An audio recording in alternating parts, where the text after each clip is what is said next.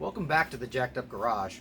If y'all haven't figured it out yet, I am new to this whole YouTube video thing, so let me apologize for the sound quality, the video quality, and if you're looking for production value and storyline, you better just pick up Coen Brothers film and move on down the road.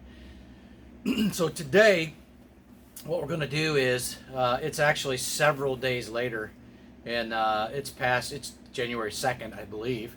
It's hard to remember what day it is when this COVID thing going on already, and then you got Christmas and New Year's holiday, but anyway, I think it's January 2nd. So today what we're going to do is we're going to try to turn the engine. Now, I've had the mystery oil in the cylinders for several days, and we're hoping it's kind of done some of its magic. We're going to try to first spin it by the crank pulley, and then if that doesn't go anywhere, then we're going to try to get underneath and maybe try to move it back and forth by the flywheel. So we'll give that a shot. So the first thing I'm going to do is I'm going to put the front end up in the air a little bit so that I can get a big tub underneath the engine. Give me some clearance to get that underneath there, because if it does decide to let go and move a little bit, it's going to puke every bit of that mystery oil that I put in it back out and onto the ground. And if you're a little anal retentive like I am, you don't want big puddles of that stuff, or anything for that matter, puddling up in the floor. And even though I've got, you know, some a sop cloth and some cardboard down underneath there, it'll go right through all of that and onto the floor. So we're going to get the front end up a little bit and then try to see if we can get it to move. So hang tight.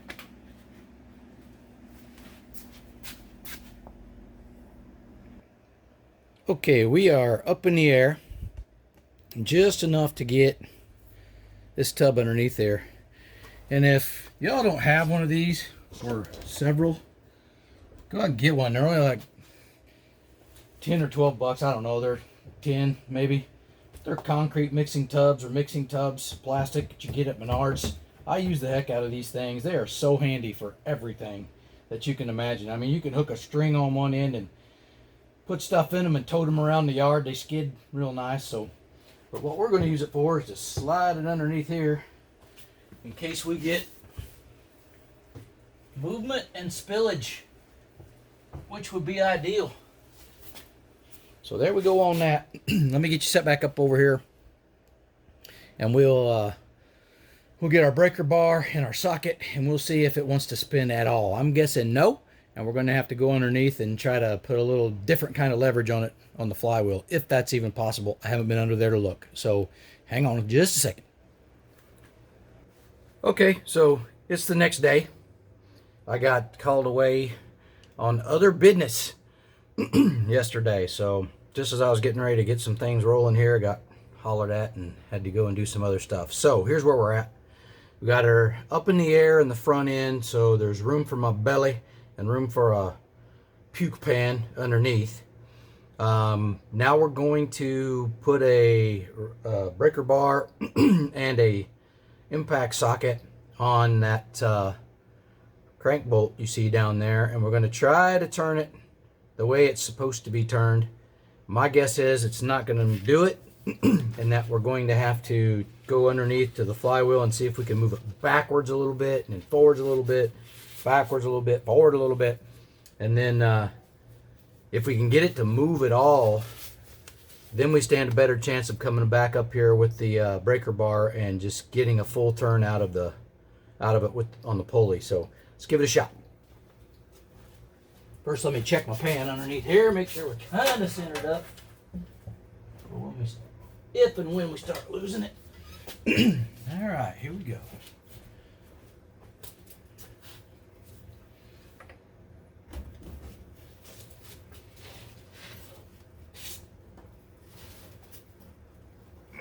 Nope.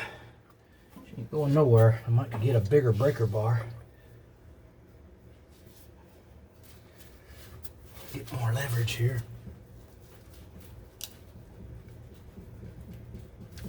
That's a negative, man.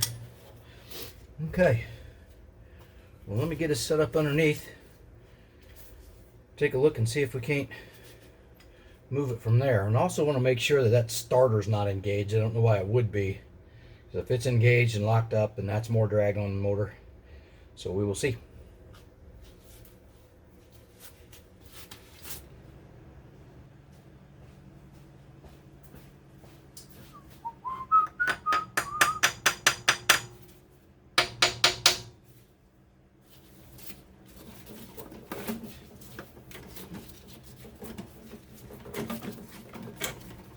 These should have come out a long time ago.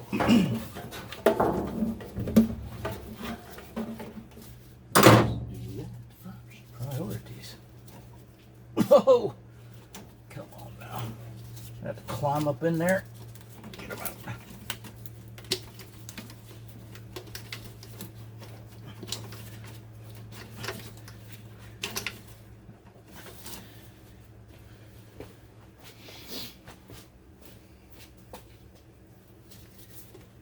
I got the car up in the air. I'm dangling off the fender.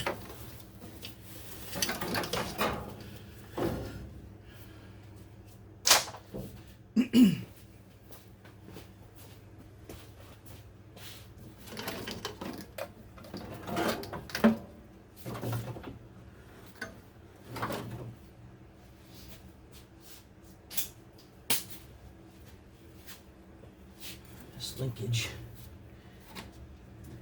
Back up and out of the way. That ought to do.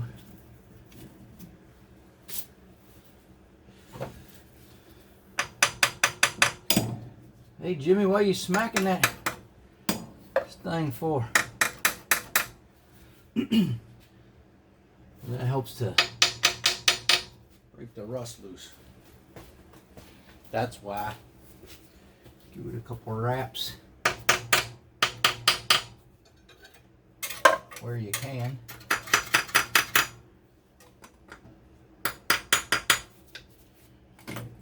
One back in the corner I don't think I can swing on.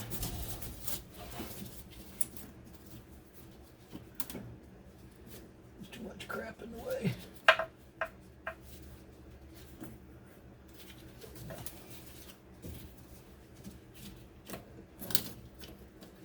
Sensor. Temperature sensor. Oh, you can just feel those insulation on the wires just cracking.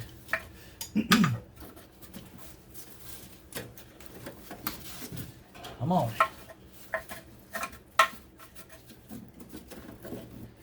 Well, you know. And back and forth. Back and forth. Back and forth. All right. We're getting anywhere. No.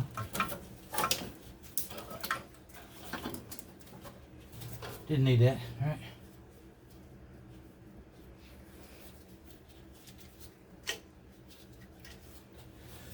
Okay. Get the rocker covers off first.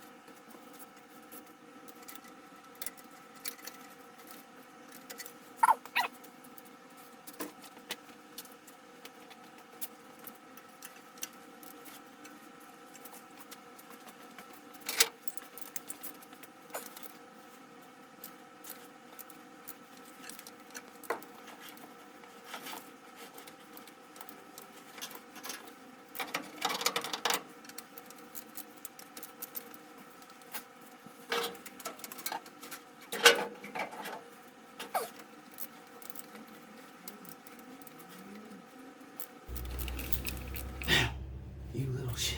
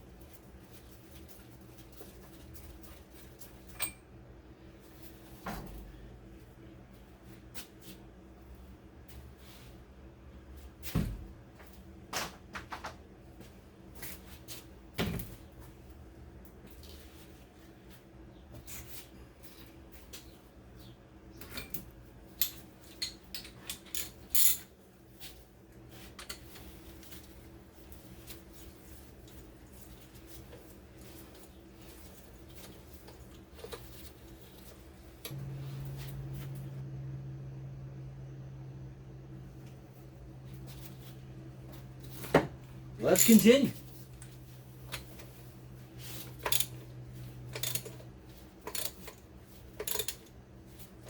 You have to be really careful as you pull these out so far and they catch the rest of that rust on top, and if they start to slow down or stop on you, feel like they're getting to the point where they might snap, then stop, go back the other way, maybe take a wire brush to the threads, get some of that rust out of the way. You don't want to, if you can avoid it, you don't want to twist them off.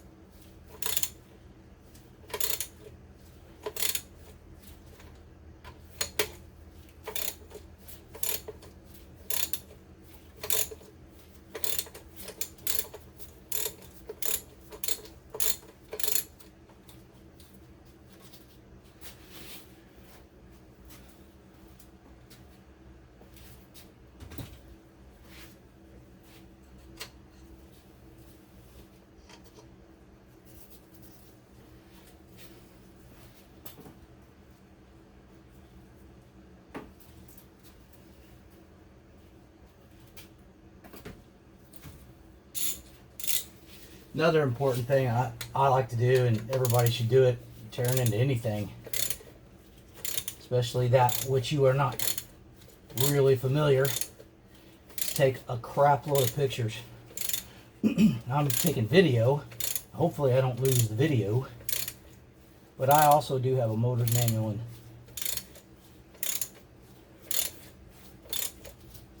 but that shows you where everything goes. But take a lot of pictures. It's easy to keep pictures these days. Refer back to them. And the other thing is I get a lot of, I'm on several Facebook pages, groups, and they're all the time people are asking for a picture of this or a picture of that. And if you've got it, then you can help them out. And my thought is whether you help them out or not, you provided a picture, and they can decide whether or not it's a good, you know, it helps them. And anytime that I can, they're all such a resource to me. At any time I feel like I might be able to help anybody in the slightest bit, then I try to do that.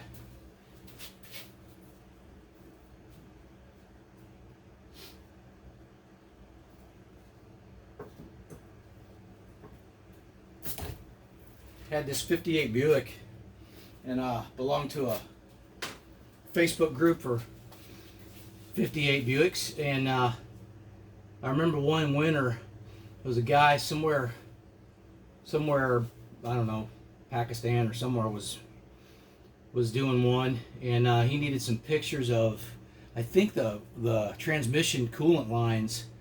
He needed to know how to run them because he was in, all of his car was in, he took every bolt out of that thing. And so one winter I went out in the storage unit where that thing was sitting and took some bunch of pictures of it. It was colder than crap, laying on an old concrete floor, but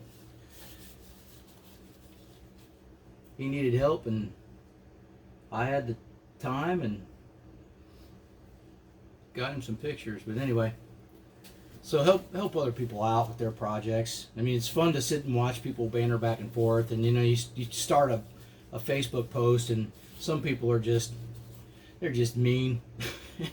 They don't get it, and they just, you know, they just pound you.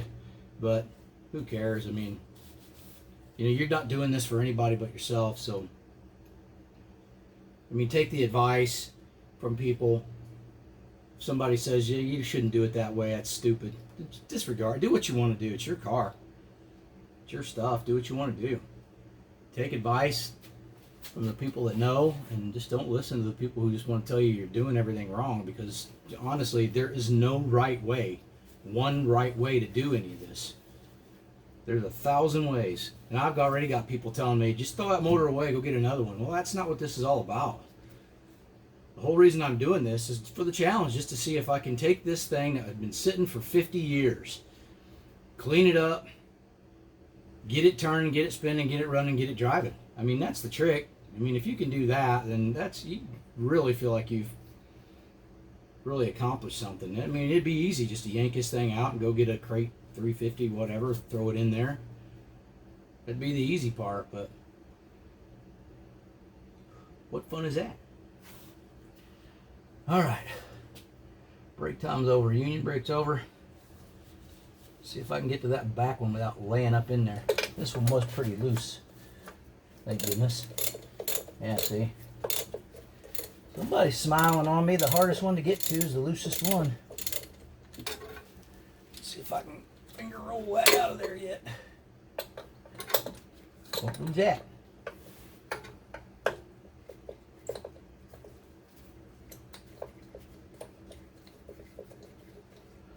There it is.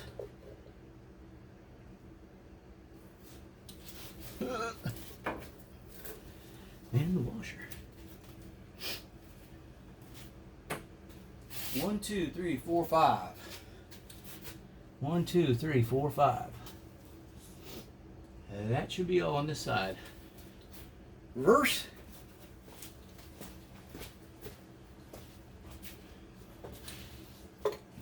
Now these all cracked loose.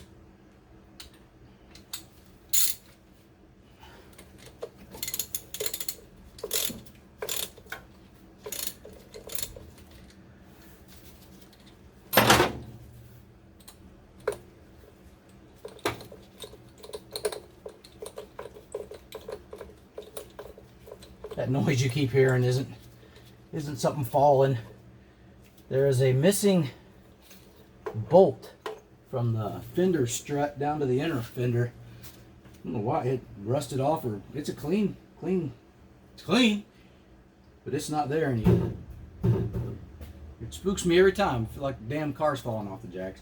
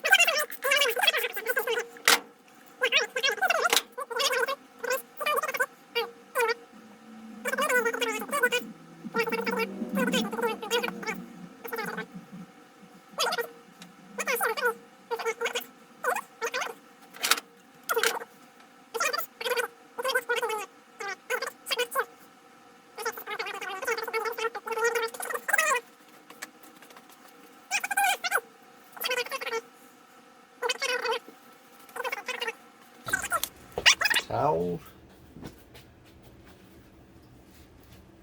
Okay. Don't put it off anymore. Let's give it a boom, boom, boom. She's moving. Well, I think she's loose.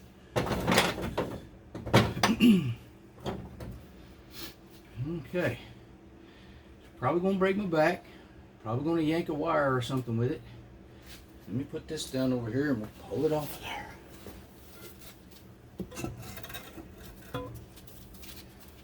1, 2, 3, 4, 5, 6, 7, 8, 9, 10. Oh man. Come on now.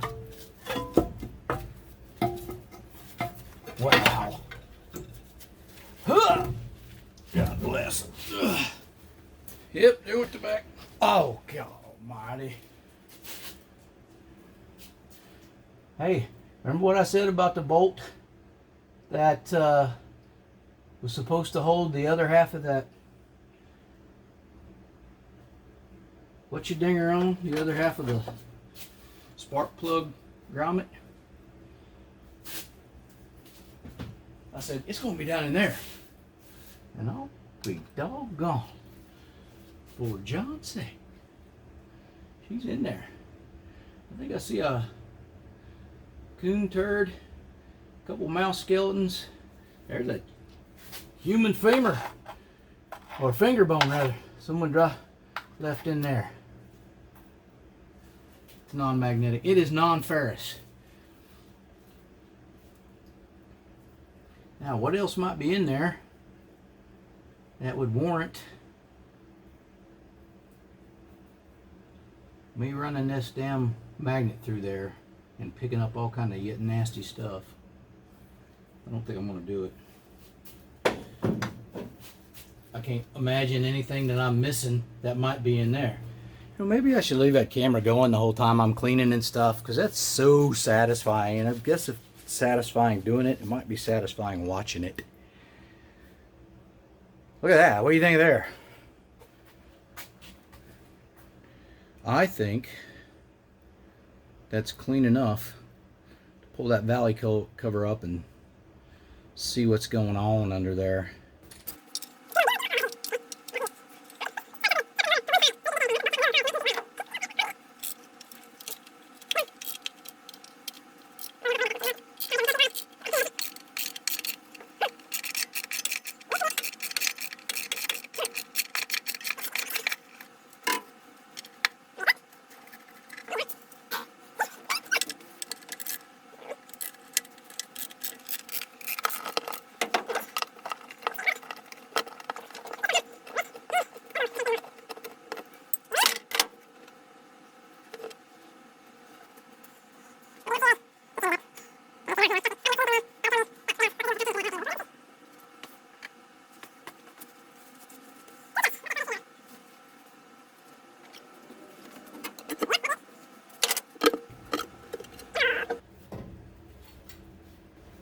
3D. Well, I'm telling you what, that looks clean.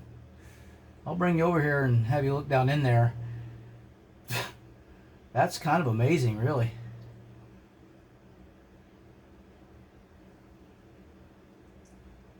I mean, even the exposed lobes of the cam, pretty damn clean. I don't know, what do you think?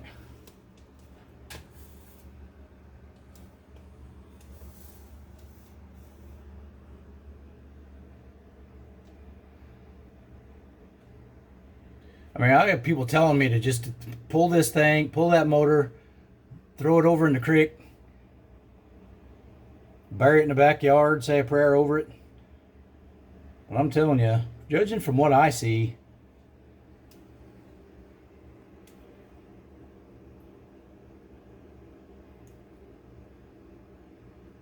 it looks good to me. It's got the usual sludge here and there, but that's pretty clean. I mean, maybe I'm just used to some really nasty looking crap, but that looks pretty damn good to me. So we are going to stop there as far as pulling the top end off. See if any of those, well, I won't be able to get those push rods to spin because they're hydraulic lifters, so they'll be tight regardless. But the next thing then will be to get underneath and pull that oil pan down.